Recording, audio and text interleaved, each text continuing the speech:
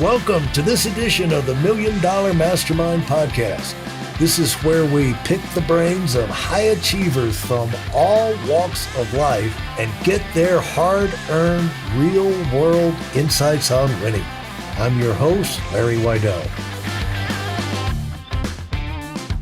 Great this afternoon to be able to talk to Alan Pentz. Hello, Alan. Hey, how are you, Larry? Great to be here. Where are you talking from at the moment? I'm just outside our nation's capital, Washington, D.C., in Chevy Chase, Maryland, in a basement in Chevy Chase, Maryland. Well, that's all the intelligence network needs to know. It's an undisclosed location. Undisclosed location. So we're going to have fun talking today about your adventures inside the behind the scenes with so many of, like big companies, but also the government and inside the that world. And so talk to me about when you started out. It's always interesting to hear, Alan, what people started out in life interested in and thinking they were going to do, and then how they work their way into what they're actually doing. Sometimes where do you want me to start, Larry? Let's dial it back to a lot of these things I find when it's formative, even when you're a kid, and it's good for people to hear about because everybody's got kids, and so it's good to know what's going on in their minds, which a lot of times is absolutely amazing. Yeah. I probably wanted to be a fireman or something, or an astronaut. I mean, it wasn't anything amazing, but I guess I can start in the professional world post college. So I say now, after seeing ChatGPT, that I was at the first revolution, which I saw in the computer lab back when we had those at college. I saw them load Mosaic, the first internet browser, onto the computers there, followed by Netscape. So I said, this is the future, did an email for the first time, and promptly went to Washington, D.C. and got involved in politics. So I completely missed it. I knew I should have done something. I should have gone to Silicon Valley. I'd be a billionaire right now, Larry. But I went to D.C. instead, and I worked on Capitol Hill for several years. So what kind of work were you drawn to? At what stage of your life was this? Yeah, when I just post college, so 22, 23, and I was pretty into policy and politics, and I thought, I was going to change the world and all that kind of stuff. So you can make a difference. DC. Yeah, exactly. Found out that was not the case, but yes, that was how it was marketed. Yes. Well, you probably did make some, everybody, I think, I'm sure you made an impact, to some degree, but, even if I learned this a long time ago, when you're a CEO and this, you're a CEO now, of a corporation, the bigger it is, much less a bureaucracy, whether you're the president of it, it kind of runs its own thing. And for you to get out there and you raise your hand and we're going to do this, we're going to do that, it's like, yeah. Good maybe. Luck. Yeah, exactly. Good luck on that one. Everyone applauds and lets you go back to sleep, and then they keep doing what they've been doing, But so why were you interested? How did you get interested in policy and things like that? That's a different kind of interest level, which whatever that interest was is probably why you went to Washington rather than Silicon Valley, So. Yeah, I know. I guess I was always somebody who was really interested in history. I was raised by my father was a lawyer, but almost became a history professor. So I had that kind of in the blood.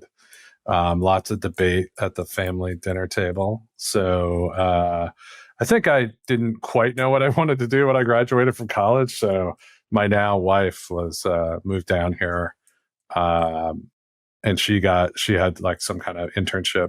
She's like, hey, there are all these legislative assistant people on Capitol Hill that I meet, and they don't seem any smarter than you, so you should go get a job there. So I did. Got the job. Yeah. So pretty interesting how those things evolve. I'm out in Aspen today and actually got my first trip out the mountain. And in spite of being covered by face masks, helmets, and everything, I look like I've laid out in the sun for 3 hours in the equator. I heard you guys aren't they getting like 3 feet out there? I mean, the snow sounds incredible. You got a lot of, but it's been a week or so ago, but some more is coming this weekend. It looks like we're going to get batches of 4 inches at a time every day, which is ideal, but I would rather be there than in an undisclosed basement in Chevy Chase, Maryland. I'll tell you that much. Well, when you got interested in politics, the policy, what about it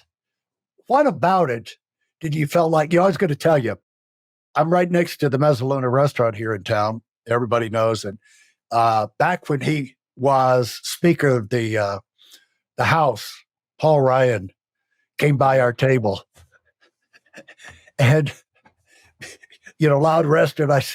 I said something to him. Hey, Paul, blah, blah, blah, blah, blah, and he came in and stood there for like 20 minutes talking to us. Turns out his grandmother, he grew up coming to Aspen, and his grandmother had a place here.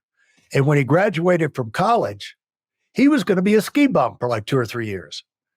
And his mother heard that, didn't even say anything to him, but she negotiated, got him a job as an intern in Washington. So he never she never let the ski bum phase he said, I went into Washington as an intern and I never left. But yeah, that's right. So that's what we call it. In DC, we call it the vortex. Once you get a job in DC, you're stuck here forever because there are no other jobs like that in the rest of the country. And somehow you just get sucked in. So my advice to people moving here is get out in the first couple of years or else it's done. You're here forever. When you get in, it's like people joining the military or so. That's what my dad did. He got kind of warped by that. And that was the only place for him, forever. But DC, it's an interesting thing that you don't know you're getting into as a kid when you go to DC, that there is a vortex. I'm sure there is. It's real. Oh yeah. It can be very profitable though. So that's a good part. So. Right. So what was fascinating to you about that? When I read your bio and you're in consulting and marketing and all of these things, it's like, what was the fascination there? Because there's got to be fascination that you don't find other ways, adventures you get into, and electricity running because of certain projects, and you get a chance to be around. And what jumped out to you? Yeah, I mean, I think for specifically working on Capitol Hill, it's really about the intellectual interest. It's certainly not it's certainly not for the paycheck when you're on Capitol Hill. I think my first job, I made $21,500 in like 1995 or something like that. Really? Yeah, it's barely survival wages. Wow. So yeah, it's not for the money. I think there's a lot of intellectually interesting issues, and you get to learn a lot about stuff, and especially for young, to be honest, I kind of downgrade the job a bit, but you learn a lot very quickly. And as a young person, the whole hill, most of the hill, and a lot of our government is run by 23-year-olds. So, for a smart, young, ambitious person, you get to meet a lot of people at a different level than you would in probably most other jobs. And it isn't, it's not a cubicle job. There's all sorts of stuff, although you're probably in a cubicle, but it's pretty exciting. I mean, there's a bunch of stuff happening, and you get to jump from issue to issue, and yeah, it's fun. Speak about that thing. So much of the government is run, or the world is run, by 23-year-olds. You see that on, like in the Navy, on these battleships, you have these multi-billion-dollar airplanes and computer systems, and then you have these 20-year-old kids in charge, and basically flying the jets too. So, how did you see that, and how quickly did you realize, you could get in kind of an influential position and, run some things that would be, exciting? Yeah, I mean, It's a lot of fun, like I said, and there were receptions every night, so you could eat free at like the dentist convention or whatever it was who were on Capitol Hill. And yeah, I mean, I think the reason there's a lot of young people is because it's a lot of hours. You don't get paid much. Other people aren't going to put up with that. But and it was a great thing for a few years. I worked on both the House and the Senate side.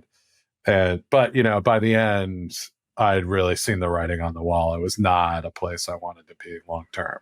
There's I saw some lifers there, and it was a pretty scary picture when you looked at them. I was like, I don't want to be that guy. So, What kind of it's time to move on. options popped up to you, and which had the most appeal? Yeah, I mean, really, the normal track is to work your way into a prominent committee or leadership member of the leadership, and then to make the jump to K Street, as they call it, into lobbying. I had looked at that. I ended up at the end working for a senator named Max Baucus, who was taking over the finance committee in 2000. And, that was certainly a prestigious role. They cover all the tax writing and do all the healthcare stuff. So yeah, that would have been the path, but really that siren call of technologies was still there. That I had rejected back at that computer lab. So I left in about 2000 to get my MBA at the University of Texas at Austin. And I wanted to leave government behind. I was done. I wanted to go out into the bright world of tech. And so, yeah, landed down in Austin and got off the hill. Yeah. So when did that lead to in terms of business and employment? And, a real, other than education, a real new adventure. Yeah. So, I mean, I went down to Austin in 2000. And if you can do the math on a 2-year MBA program, you realize that I graduated during maybe the worst tech recession in history. So Austin was pretty devastated in 2002. So there were no jobs in Austin, and there were no jobs in tech. So, I had a great time there, loved the school, and Austin's such a great place. But, I had to crawl back to DC. The vortex sucked me back in. And my now wife had a job up here, and we came back up. And it was, at that time, it was post 9/11, pre-Iraq War. So the administration was spending a lot of money on government consulting and contracting. So that was really the one job hiring in the country, it felt like, for MBAs, and ended up working for a small company that was doing what they called back then eGov, working on some projects that, to be honest, my main company today still is involved in. So we were helping. The federal government was working a lot at that point on getting interoperability for public safety communications. So it's like, right, post 9/11, there'd been a lot of problems with police and fire being able to talk to each other during the towers coming down, resulted in a lot of firefighters dying because their communication systems weren't interoperable. And so I ended up working on a project to try to help that. And that's morphed over the years through different permutations into a bunch of projects that my company's still involved in. It's interesting that your early years did not yield a bumper crop of networking contacts that would have lots of jobs, because that's what you would assume. Yeah, it could. Well, if I had stayed, but having left and gone to Austin to get an MBA, I did consider going back to the Hill, but I was like some weird person. They were like, look at an MBA, they'd be like, what were you doing that for? Like, that makes no sense to us. So I had really like morphed a little bit so that I was no longer really a political person, and they didn't understand what I was doing. But I had not yet become a full-fledged business person because most of my experience had been on the Hill. So I was sort of caught between two worlds there. Yeah. When did you first get into a situation where you were really challenged? Oh, well, I mean, that's all through. But, I'd say My journey as an entrepreneur really started when I was working at this company, and it was a small government contracting company up here. It was bought by a much larger company, and then through that process, kind of lost the culture it had had. So it was really, for me, I started out owning businesses because I wanted a better place to work, and still do the work I was doing. So a partner and I decided to strike out on our own about 17 years ago, I guess, and founded my main company, Corner Alliance, then. And it was really, it wasn't some great idea. It wasn't, like a hole in the market or anything like that. It was simply, I wanted to keep doing the work I did in the environment I wanted. And, it seemed like setting up a company was the best way to do that. So I really kind of stumbled into entrepreneurship. And so that was my first real challenge, was like, what do I do now that this job I had that I liked was kind of changed because of the company I was working for selling, and then kind of setting up my own thing after. And so it seems like that was when you first started to really use your, the consulting and the other, you really started to use that MBA, maybe not the training, but the outlook and the fundamentals and different way of looking at things, which you wouldn't have no reference point if you were just remained a policy geek or something, Right. Yeah. Well, I say actually, so I think an MBA is really great at teaching you how to be a mid-level finance person at like a Fortune 500 company. It's not real great at teaching you how to run a small business. So, like I said, I started the business with a partner. We were really just government consultants who happened to own a company. But over the year, we did that. We were mostly billable, doing our own, work, doing the work ourselves. We were really almost 1099s in a sense. But we, over time, we added a couple of people. We got a little more work. But it was really about 4 or 5 years in that I had to learn how to run a business because, like I say, at that point, I didn't even know how to get into our bank account. Like, we had a back office person doing all that, and I was just billable with clients all day long. But then, we weren't doing projections. We weren't looking out at, we weren't doing monthly financials, nothing like that. And one day we realized, oh, we're going to start losing money because like a contract had changed and we lost some of the work on it. And, we started losing money, and we started going and we started putting money on the line of credit to float people and all this stuff. So that really started what I call my journey from being a consultant who happened to own a company to being a business owner who happened to own a consulting firm. And it was really through a process that took me, it's still going on today, probably 5 years, 3 to 5 years to really learn how to run a small business and how to make it successful. Well, the how much of the consulting work is collaborative? Oh. You said it's something I like to do, and in the first company, the culture changed or whatever. So, how much of that is collaborative, done with teams? How much of it is done? You're the Lone Ranger running in there. It's 100%. It's all teams. Yeah. There's very little sitting in the back office analyzing things. It's really a collaborative. It's a professional services gig. It's client based, and it's all about working with a team and having good relationships with clients. So it's really it's not a profession for the introverted or uncommunicative. Well, how did you get? There's a couple of things I wanted to talk about, but how did you get good at it? When you came in, how did you get good at it? Because you're not going to start, and when did you find out you really liked this work and you had to be in the process getting good?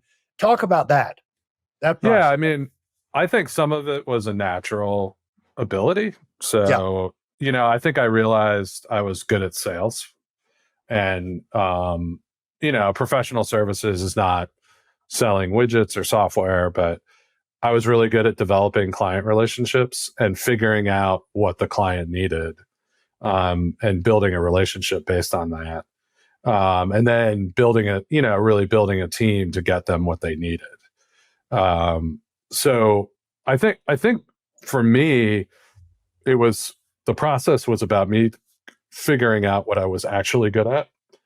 And I think for a long time, I probably thought of sales when I worked on Capitol Hill as like being Willy Loman or something, peddling stuff door to door, which now I think is really cool and people should do. But at the time I would have been like, oh, I'm not going to do that.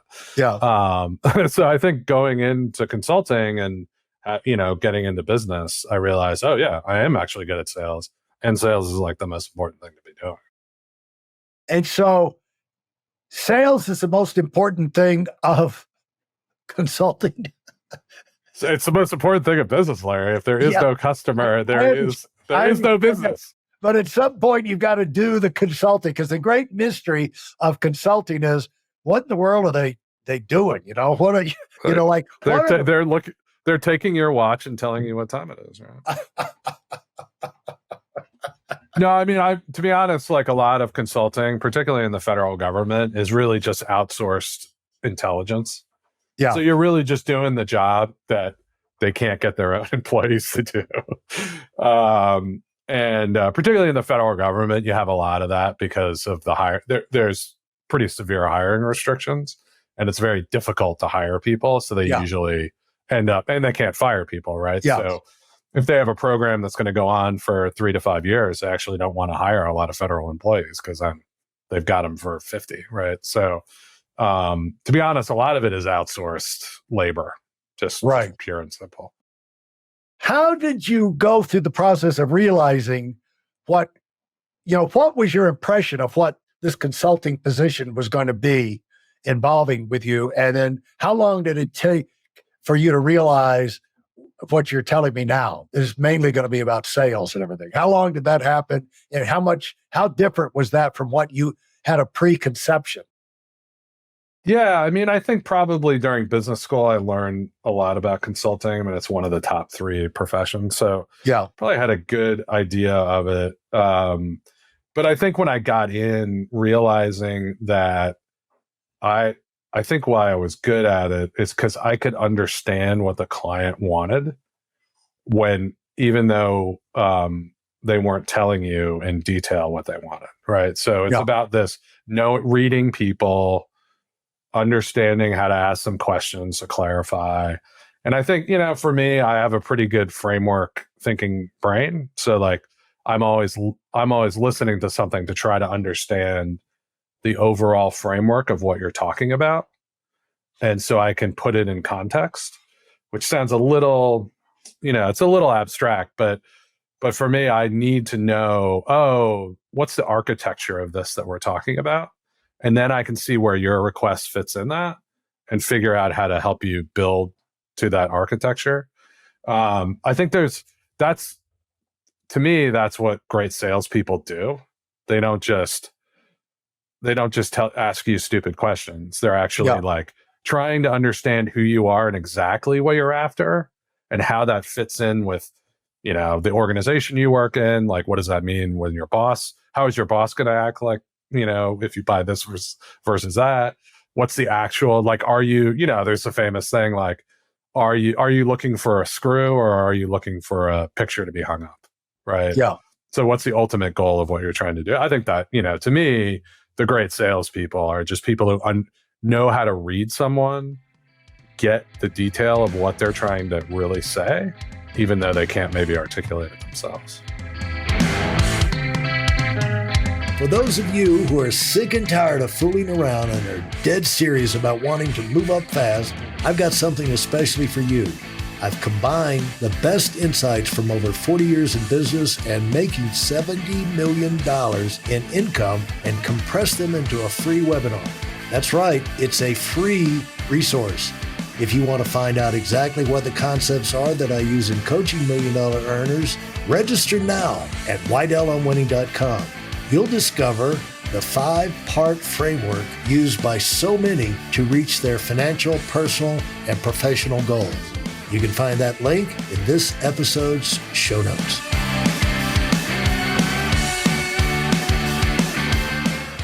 Now, are you dealing with the entrepreneur? I guess it's a forest, you can't see the forest for the trees type thing when you're in the middle of the battle. A lot of the times the to-do list accelerates, especially if it's a well-run company, it grows.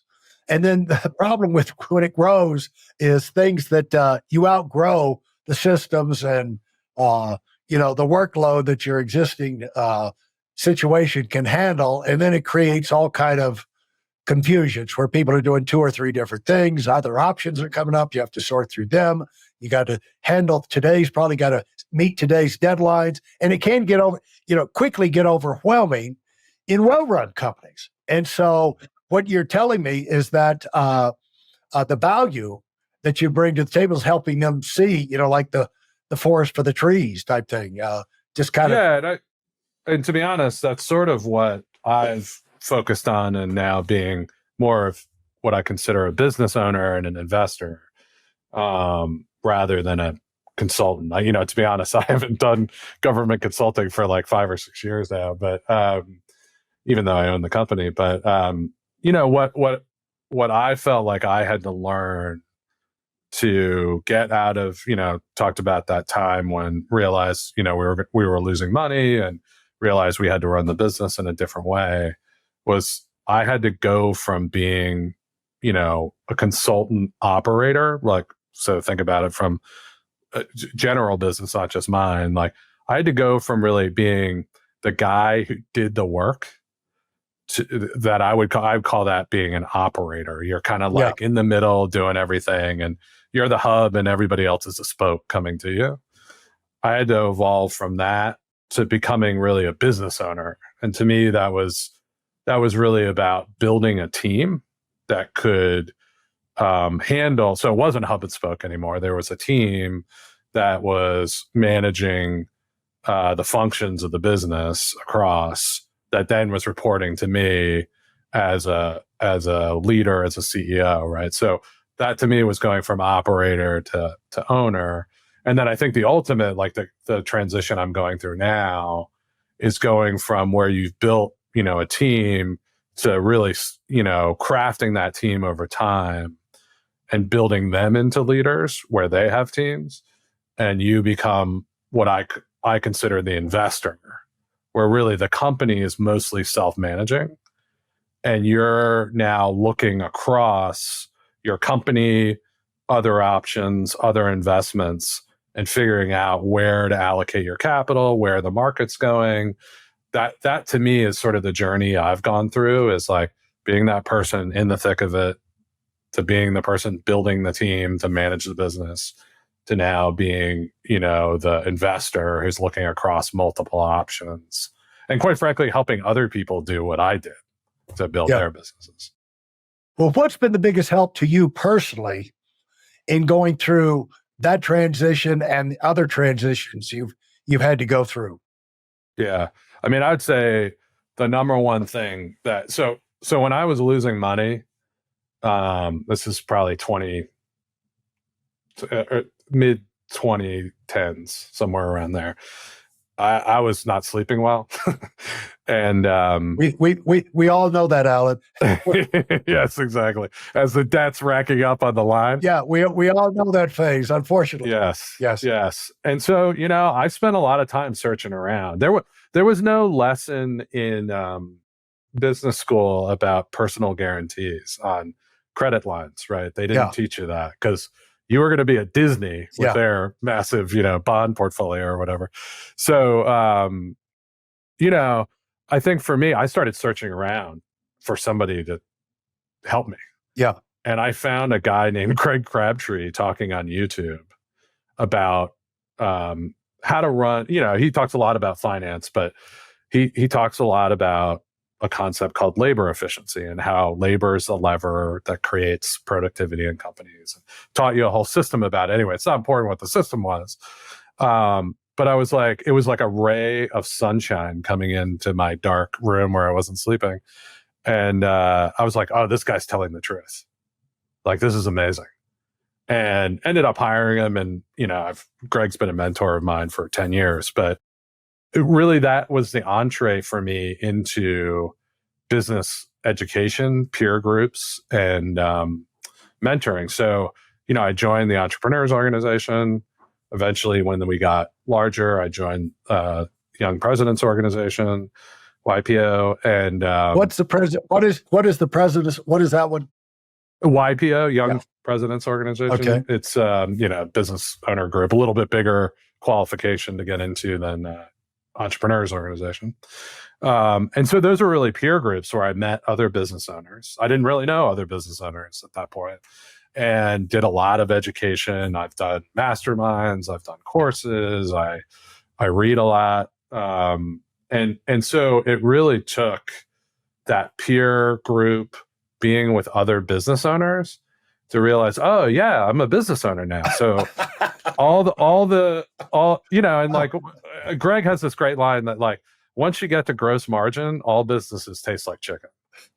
And so, yeah, you can have all this different stuff in COGS, and, you have materials or not, or labor high or low, but by the time you get down there, everything's the same.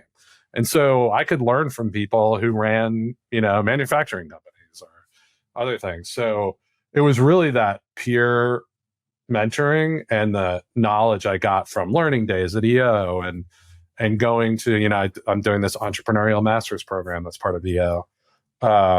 That's where I really learned the concepts that helped me turn around the business. And, frankly, we've grown it quite large now, and we're on a real tear, and it's all because of that learning. What were some of the biggest light bulbs that went on for you from that process or in that environment that you can remember, other than, you went from doing to getting the job done, and, running the company that does the job rather than doing the job yourself? That's the entrepreneur myth that, I've got a company, but really I'm the only guy working there. That's right. Yeah. You got a job. Yeah. You just happen to pay yourself. Right. So what would you, other than that, where you got the picture of, which is important, you got to get the picture in your mind of what you've got to be now. But what are some other things that kind of light bulbs that came to you from that, that kind of origamied out from that, Yeah. I mean, there are three main things that I think are crucial for me.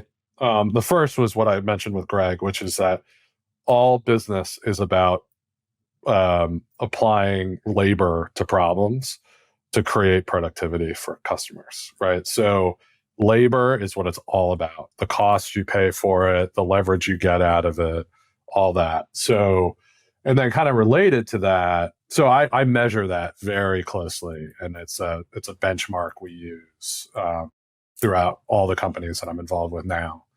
But related to that is the concept of that there's a guy, Brent Beshore, is a great, he has a kind of permanent hold private equity company. And he said all small businesses stay small for a reason. And my corollary to that was, and it's because of the owner. And it's because the owner won't make the decisions they have to make. And those decisions almost always involve poor performance of team members. Or not just poor performance, the inability of team members, particularly leaders, to grow as quickly as the company grows. So I think a fundamental insight was it's the people who got you here won't get you there. Right. And every time the company doubles or triples, my estimate now is 50 to 75% of the leadership team needs to turn over. And that was a harsh reality that I did not want to deal with for a long time. And my company didn't grow for several years because what was the breaking point where you absolutely had to face up to that issue? Yeah, I mean, it was like facing the loss of clients and not seeing growth for a couple of years. So like I've had that happen 2 or 3 times throughout my career.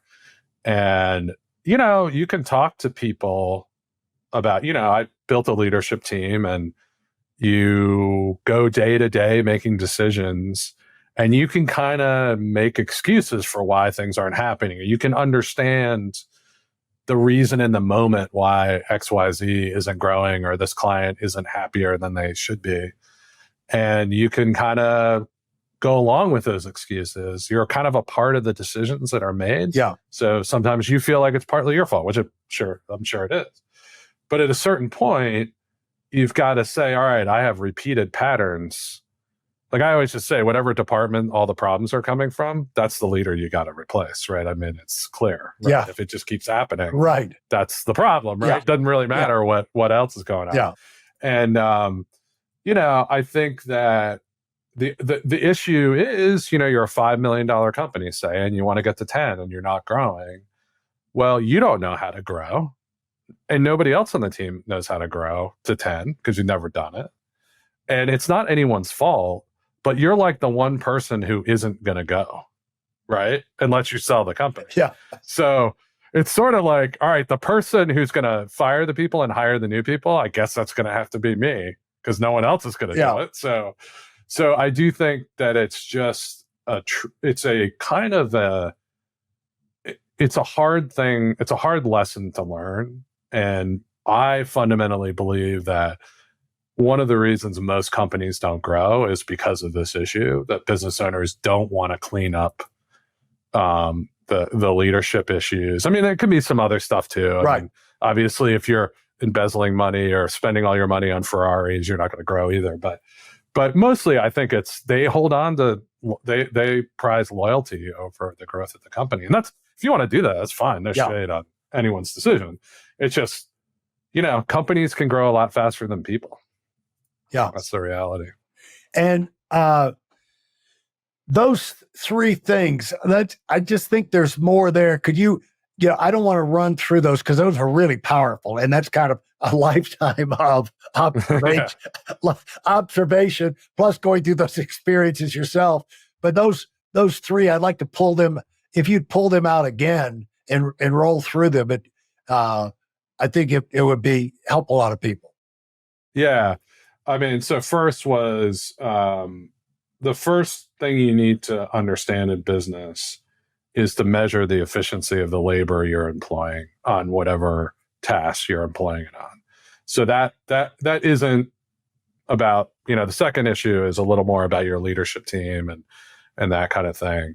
But the first is really like, am I employing the right mix of labor to make money off of what I'm doing? And so, Greg Crabtree has a simple calculation called his labor efficiency ratio.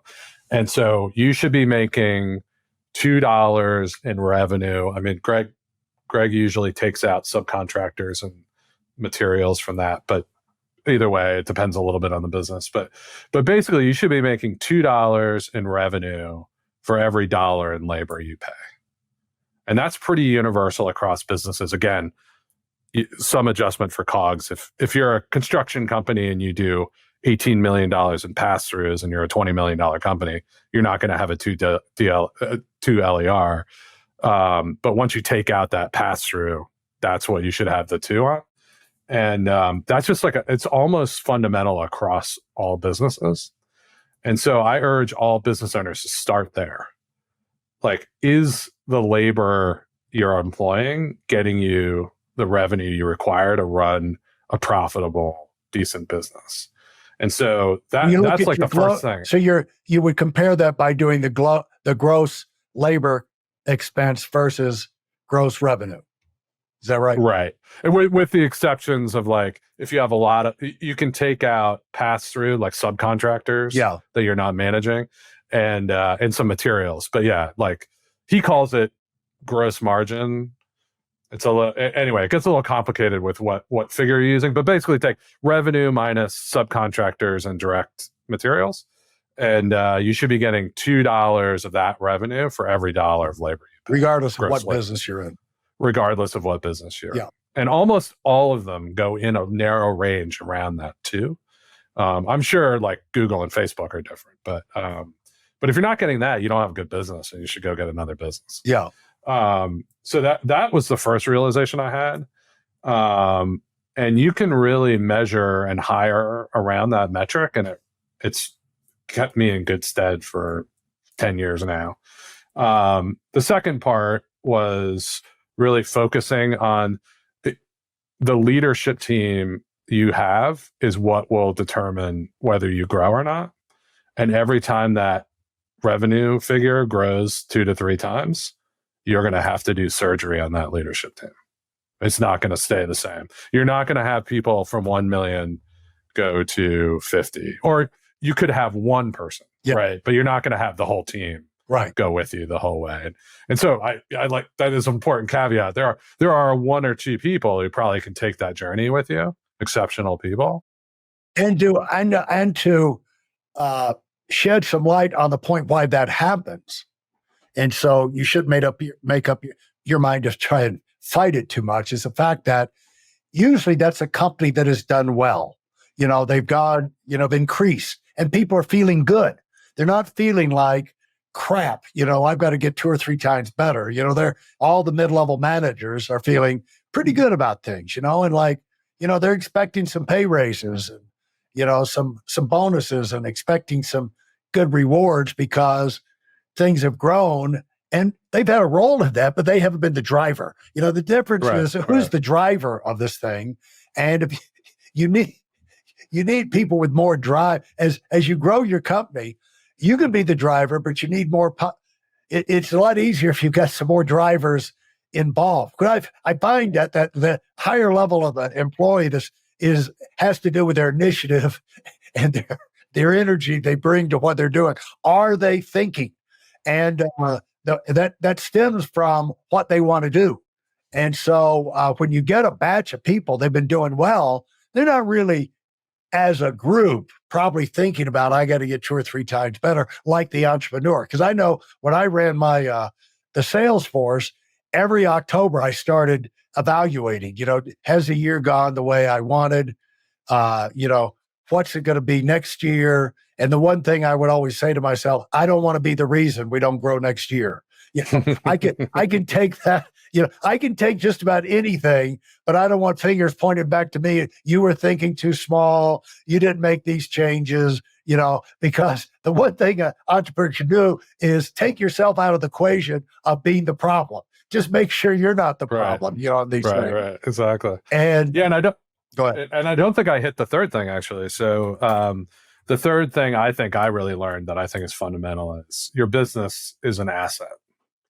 And you have to treat it as an asset, right? So I think that owners turn it into their life. They turn it into their family. They turn it into all sorts of whatever. It's always a reflection of the owner, right? Yeah. But I think it's the most healthy when you get into that investment mindset where you're the investor looking at it as an asset. That helps you look at it more objectively. I always try to say, like, you should think about an acquirer. What do they look at your company? Right, exactly. Right? Because that really helps you make smarter decisions. And look, the market is the market. You're not. There are innovations, and there are disruptive, innovative firms that do totally different things, and I don't deny that and think that's great. And you should try to do that stuff. But the reality is, you're not going to transform a business into something else. It's always going to be an asset. Right. And you're much better off understanding it that way. And then always trading off, like, is this asset the right asset that I want to own? Can I improve it? Can I do this? And so I just think that helps you have a third party perspective from the market, that you don't get too wrapped up in the sort of team and family inside the company as well. It's almost like, if you had the balls, it's almost like you ought to try and sell your company periodically. Of course. You should, really. Just to hear what people would ask, what's important to them, and get the feedback. It's just, you get an honest evaluation. Those are the people who give you an honest evaluation of what you've got. Right. And where you're headed. Hopefully you don't pay the lawyers, but yes, I agree that, to be honest, I think one, sort of a version of that is, you should probably go talk to brokers and investment bankers in your space periodically. Hey, I do that all the time. What are you seeing? Like, what does this company look like compared to others? And what are the key factors? And, keep that market discipline, definitely. Where you work with the government, there is a big danger. You mentioned a couple of times we went through this, is like revenue started drying up and, we need to restock the pantry with clients. There's a real danger of, it seems to me, from the outside, that there'd be a real danger of being too big of a government contractor, because, it seems like the more clients you have, you got some stability, but, you can get to where, like, you work with Walmart and Walmart owns you, or General Motors owns you. And, pretty soon you're back to being an employee again. You're not right. The raging entrepreneur. And so what have you found out about government contracts and how people should approach that? Or which would be the same to if any big company, providing products. Yeah, I think, I've heard that the customer concentration idea in there. To me, working for the government is like, my clients are pharma, right? Or my clients are all the auto companies. Right. Government's really a different, agency by agency, it's a very different beast. But to your point, it does have cycles. And when we were losing money, it was during the sequestration time after the Obama-Boehner budget deal. And, the government budgets were flat to down, and the government was competing a lot of work at low cost, technically acceptable. And, it wasn't a great time. And, to win work, you had to really cut your rates down, and we weren't willing to do that, and blah, blah, blah. So, my business has cycles like any other business, right? But I'm invested in several other businesses now, and they're on the economic cycle, with the economy, and I'm not. So it's also nice to have to be on a different cycle. So your stock portfolio can go up or down, and the business is going in a different direction, right? Yeah. It's nice. What do you enjoy most about what you're doing now? Because you mentioned you've gotten involved in a lot of things. You talk about board member of the Entrepreneur League, the Entrepreneur Organization. What are the things you enjoy the most now? Yeah, my real second part of my career here in business has been, I'm still building the company. I've really moved it, the team that's in place now and emerging at my core company has really got most of the company under control. So it's a virtual self-managing organization. I would say virtually there. Right. And my real passion is to get to those business owners and entrepreneurs that were me in 2012, 2015, trying, staying up at night, trying to figure out what to do. And help them get all the key lessons and knowledge and techniques and tactics and everything that I learned over, quite frankly, having to hunt and peck for it over these groups and educational opportunities over 10 years. My goal long-term is actually to develop a way to get people that knowledge within a, much shorter time frame, 6 to 12 months or something. So I think I will. I've started a company and podcast called The Small Business Mentor, where my long-term goal is to build something like that so that, we can take entrepreneurs through a journey to learn how to run, so it's like a small business MBA kind of concept. So that's one thing I've worked on, but my passion is that up and running now? So the podcast and my newsletter are up and running now. We don't have the educational part. That's my aspirational goal. But, I need to work on how that how do people get to that newsletter and the podcast? Yeah. So just go into Apple or Google or wherever you get podcasts and search The Small Business Mentor. And then the newsletter is at smallbusinessmentor.co. And how long have you been doing that? This is I started recording episodes in December. So did you? New. Okay. Yeah. So I just got the company to self-managing. Now I'm moving out. But then, the other thing I'm doing out of that that's one of my long-term goals, but I've been doing minority investments, helping people buy companies. So I helped some friends buy a metal fabrication facility up in Massachusetts. It's been amazing experience. And gotten involved in an affordable housing company, and also done some solar investments. So I'm really enjoying like other aspect, looking at other businesses. And it is true, like at a certain point, they taste like chicken. So it's kind of cool to kind of go across and see that and actually mentor those guys. I'll tell you this, Alan, it's basically the same track I'm on with the concept of this podcast, which is the principles of winning from the people who wind up at the top pretty much comes in the same river. You know what I'm saying? There you go. You don't win Super Bowls and become champions and do that. You're not going to have a Tiger Woods emerge in a sport. And he said, well, I just drink beer every night and screw around and everything and win tournament. That might be a Bubba Watson who wins the occasional, Masters or something, never had a lesson. But by and large, they're going to fade into the mist. If you're going to be a Michael Jordan or Tiger Woods, in any industry or have that kind of company, they're going to follow certain patterns. And that's why I love to interview people like yourself, because you've got a very unique background.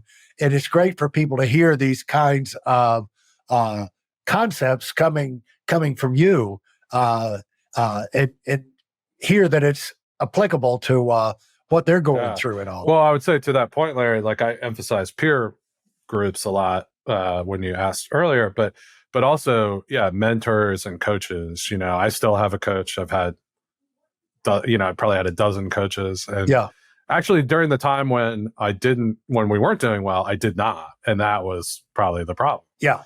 And I didn't know how to access that then. I wasn't really involved, but it was getting involved in peer groups where I realized, everybody else is doing this. This is how you win. So I think it's fundamental. I mean, Djokovic and whoever's I haven't watched tennis in a while, but whoever's number one now, they have a coach, right? Yeah. Everyone has a coach. Yeah. They all have a coach. They've got a team. There's parallels that you just can't get away from. Now, as you go, what's interesting with you, Alan, is did you have an itch to be a writer? I noticed that you did some writing, speech writing, when you were back working with Senator Baucus. Yeah. Was that before you went for your MBA? Yeah, that was right before. So how do you morph into from intern into your press secretary to speechwriter? Over how many years does that transition happen? Yeah, I mean, I was 4, I think, something like that. But I mean, writing has always been something I love doing, and so I now writing about, it's a lot better than having to write the speeches I did for Max. He's a great guy, but there's some boring stuff I had to write about. And Max might not have been the greatest speaker on the face of the earth, but we won't talk about that publicly. Yeah. So he was a great guy. So love you, Max, if you're listening to this podcast, but I'm sure he's not. But so I mean, it's always, I think one of the things that helped me as a consultant was I was a much better writer than almost anybody else. In business school. Tell people why they should consider doing some more writing, what it does for you in terms of organizing your brain and getting your thoughts down. Explain to them who haven't written a book. We'll get into your book in a minute, but explain to them the writing process, because I never thought about, I was always writing notes for speeches and organizing the training programs and things like that. But, in terms of journaling or, writing books, it just didn't dawn on me. I thought that was the last thing I would do. But once I got into it, the light bulbs went on about how it organizes you and how you can kind of argue these things out in your head to get them down on paper. Talk from your standpoint, what it does for you. Well, I really think, look, everything in life there's somebody wrote a book a while ago called Everything Sales, even if you don't think right. Because basically you're always trying to communicate some idea and sell people on something, like whether it's a project you want to do, whether it's an idea as a professor, whether, any of those things. So as long as we're dealing with other humans, communicating effectively and concisely and clearly is going to be crucial. And I would say both speaking and writing, right, are both incredibly important skills. And it definitely was a huge, I mean, I went farther in business once I got the shot because I could write and speak better than, the business students hadn't been trained on that. There you go. Like that's all I did, right, is write and speak. And I was a speechwriter. I wrote speeches. I wrote documents. I had to go speak for the congressman, not so much the senator, but, well, I guess I was a press secretary, so I talked to the press. So yeah, like writing and speaking was the lingua franca. I guess that's a little redundant, but was what I did. Yeah. And so once I got into business and got the core business skills, I was able to really excel a lot faster because of that ability. So I highly recommend people do that. Get now, that experience. When did you get the idea to write a book? And the things that it seems like you're close to Washington, you still have a policy mentality about how things work in business, how they work in government, and what people need to be thinking about over the long term. I really find that people who are short-term thinkers, one of the big difference between people who really are successful they're more long-term thinkers. They're interesting. And commitment. They're thinking, it's not like, maybe not that detail, but they've got their eye down the road, and they're working on a plan, and that allows you to give time for your efforts to compound and multiply. You're thinking of compounding. That's a big theme of mine recently, Larry. Actually, is compounding is king. It's everything. Yeah, because it's like, where are you going? And do you want to always be starting over? Do you want to get something started and then have it keep the tire rolling down the road? Have a road to roll on and be able to keep it, rather than always be looking for a road and looking for a tire to get started. No, I mean, I wrote a book called about what I see as the long competition. So it's called Winning the Long Competition, the Key to the Next American Century. So it is my policy geek part coming back out, and I will. Part of what I'll do going forward will be policy related, because I can't shake it. Yeah. Just like I couldn't shake the internet and that computer lab, I can't shake the policy from Capitol Hill. But yeah, like that came out of what is really a synthesis of all the stuff I've done, which is work in the government, work in business, and seeing how those things come together. In a way that I feel like the normal policy conversation doesn't capture. It's usually one or the other. People are looking for one side or the other. And to realize, to point out things like the government has been involved in American business as a investor, customer, since Alexander Hamilton wrote his third letter to Congress on report on manufacturers, right? So there had been a sort of ethos when I was on the Hill. And you look at these Google employees from 5-7 years ago talking about doing business with the Pentagon was evil and they're going to quit. And, they killed a bunch of projects around that. And I was looking at that just saying, like, what are you talking about? Like, Silicon Valley was created by the Defense Department to make semiconductors for missile guidance systems. That's why it's Silicon Valley is Silicon Valley. Yeah. And they were the early customer. So I wanted to write a book about why this partnership between U.S. business and policy in the government has been basically the way we've done business since Alexander Hamilton, and will probably be the reason the United States will be the preeminent power for the foreseeable future. And I don't think China can compete with that system. And so the book was really an effort to kind of capture the stories about how that partnership between government and the private sector can be really productive. One of my favorites, actually, that begins the book is about the driverless challenge, the grand challenge that DARPA, the Defense Advanced Research Projects Agency, conducted in the early 2000s. And that challenge, they were trying to get autonomous trucks and tanks so they would have less casualties. The big contractors couldn't do it, so they did this grand challenge, $2 million pot, or I think the first one was $1 million, then it went to $2 million. It spawned the entire driverless car industry. Everybody, every program, Tesla, Ford, all of it, Cruise, all of it came out of those people. And they would not have been put together, nor would they have, nor would the industry have ever been created, I think, without that government $2 million investment. I mean, that's it, 2 million. We're talking about a trillions of dollar industry. Now, the government didn't direct it. Right. They helped spawn it. They helped gather the people. They helped provide some early funding. They helped be a customer, but as opposed to like maybe another country where they would like try to program it and run it. Yeah. We have this sort of different relationship. And that's what I was trying to capture, like that. Yeah. That productive partnership. I love the book, and I would just say, Alan, I just wish, maybe in Congress, the senators have longer terms because you need people in there that are thinking longer terms. But, maybe the next... We're not incentivizing. Two-year terms do not incentivize.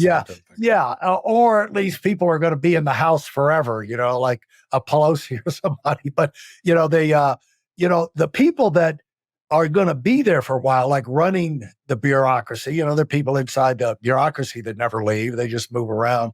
But to get that, I wish, this book would catch on. I hope you'll get the opportunity to do some speaking about that in Congress, in Washington, in DC, because it's such a point that is like a roadmap for increasing our investment and innovation in core areas can be such a game changer. Yeah. Well, I am encouraged.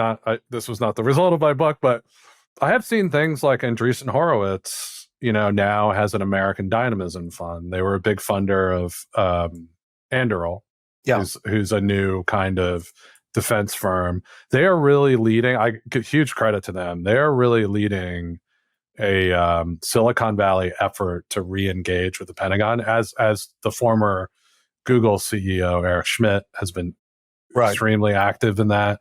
And so I do think like the book resulted from a time where we were in that transition, and I clearly wasn't the only person seeing that. But I am very encouraged about the last few years, and I think we're seeing the foundations of a new kind of relationship being built, which is great. Yeah. Well, I wish you the best, and your energy into the small business mentorship space, I know is going to pay dividends for you. How is your life turned out in terms of, are you enjoying life? Oh man, I love it, Larry. I get to do, like, I think one of the things about business ownership, all right, I got 4 things about business ownership. Okay. I'm going to add one on the podcast here. I think the fourth one is you can really architect your own life when you have a business. And if you do that transition, this is why you want to do it, right? From that operator to investor. Right. Because really, when you're that operator, the business is running you. Right. You have a job, you just happen to pay yourself, right? But you have the opportunity to build the team, to create the self-managing company, to then go pursue these other interests if you want. Not to mention you have some capital to do it with, right? And some credibility. So I just think like being a business owner is the hardest thing I've ever done, having to do this, having to deal with the fact that people I worked with for 20 years needed to go and stuff like that. It takes a chunk out of you. Yeah. But on the other hand, it's this experience that allows you to create your own life. And I think it's fantastic. I get to do whatever, if my kids want to go somewhere for the weekend, or during the week, I can go, and, I can spend time with my family the way I want to. I can pursue all these different interests. It's an incredible. And you can operate from a bunker that is off the grid. Undisclosed bunker. That's right. Bunker. Nobody knows where you are. I don't think there are any undisclosed bunkers in Chevy Chase, Maryland. But if there was, I'm in one. Yeah, no, it's fantastic. Well, and the other thing is, you're able to start these new programs. You know what I'm saying? It's like, starting the podcast thing, start this other thing, which is a real key to regenerating your life. And say, they wonder why people like us, Alan, why do you stay at it? Why do you keep doing it? It's because actually, in spite of it being an incredible drag, it's so much fun. Yeah. Plus you get around people that are inspired. When you are moving forward, I know on your podcast and some of these other adventures you're launching off, you're going to meet some of the most mind-blowing people that otherwise you wouldn't have run in, and they just, that inspiration just rubs off on you. And so, Yeah. And most of my friends are not business owners, and, they're starting to like think about retirement. I'm like, what are you talking about? right. I feel like you, Larry, you're a shark. If you stop swimming, you die. Right. Yeah. So that's sort of how I am. But I get it. If you're working 8 hours a day doing something and you kind of like, right. maybe you decided to stay there just to get the 5 years. Yeah. I can understand you want to bail on that and move no shade on Florida, move to South Carolina. Yeah. You're in Florida, but, I get it. But like for me, that's no way. Yeah. I'm going to be doing some version of this until they put me in a coffin. Well, thanks so much, man. This has been so much fun talking and getting a behind the scenes look at those worlds. I always like to give my guests the last word, a chance to, have a parting shot for the, up and coming generation or the people that are ready for a new launch, a new phase of their life. I'll give them the best advice that got me to start my business. I had a buddy, Simon, in business school, and I was thinking about starting a company. I was 33 or 4 or something like that. And I was like, should I do this? Should I not do it? And he said, look, man, you're never going to get cheaper. And I was like, you're right. So if I'm going to do it, I better do it right now. Yeah. Right. Like in 10 years, I'm going to have kids in college. I'm going to have bigger houses. I'm going to have all these obligations. So whatever it is you want to do, just go do it because you're never going to get cheaper. Fantastic. Thanks so much, Alan. Appreciate it, Larry. It's been a lot of fun and look forward to checking in down the road and seeing what new adventures. We'll have you on our pod. Come on, we'll get you on over. Let's do it. Pod It'll be a blast. All right. Thanks so much, man. See you, Larry. Thanks for listening to the Million Dollar Mastermind. If you felt there were any valuable takeaways from this episode, please take a minute and leave us a 5-star review. Your feedback is important and really helps us get the word out to a wider audience. Remember, we have a valuable webinar that is absolutely free. Register for it right now at weidelonwinning.com. Thanks for listening.